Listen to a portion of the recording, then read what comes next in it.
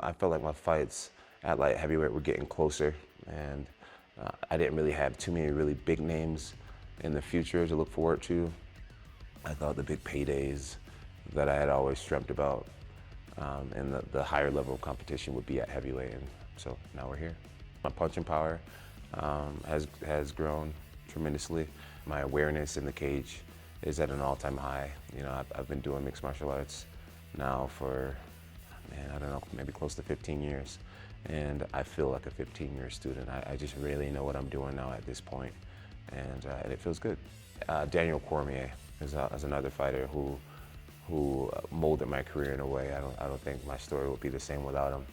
Yeah, we took a lot of years off of each other's lives, I feel like, but we also elevated each other as competitors and as athletes forever. One fight, you know, if I could show my grandkids one fight, I think it would be the Alexander Gustafsson one fight. I was taken down in round one. I bled. I had to dig incredibly deep to win. And some people to this day can say that I lost that fight. But it was just a good fight, despite who you're rooting for. It was combat, hand-to-hand combat at its finest. That's a fight that I'm really proud of. You know, I don't really consider it a loss because I kicked his ass, let's call it what it is. Yeah. Excuse my language. I don't consider it a loss. At the time that I fought Matt Hamill, I was very new to the sport. I joined the UFC after 9 months of training MMA.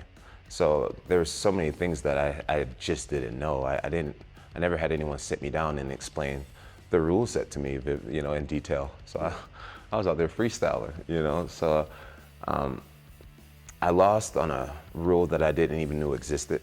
Okay. And today that rule is not there anymore. And you know, 12-6 elbows are completely legal. Right. Dana White comes out all the time and says that he believes that I wasn't supposed to, you know, that I'm supposed to be an undefeated fighter. And that's the way that I feel as well. I'm hoping one day Dana and the guys can get with the commission and get that reversed. That'd be really nice for me. Oh yeah, well, I remember my reaction when I found out that you know, when I lost that night, I actually cried backstage. You know, it was absolutely devastating to me. I had always had this vision in my mind and in my heart that that I would do MMA right. You know, there's so many things that I failed on in life. There were so many things that I wasn't good at growing up. And with the UFC, I felt like, okay, I'm an adult. My life isn't in my control now. Like, you know, what I eat is my control. Everything about my life now is I have control.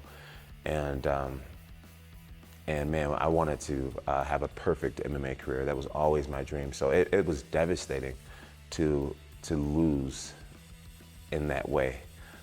Fast forward years, 12-6 elbow is legal. It's very exciting. Yeah. It's very exciting. To get that reversed would be very exciting. But now I'm embracing the 12-6 elbow. I train it constantly. I'm excited to possibly be one of the first athletes to use it in the arena now that it's legal. Yeah. And be one of the few athletes to lose to it, right? So it's kind of a interesting thing. I mean, if I can get a knockout with the 12-6 elbow, that'd be really, really sweet.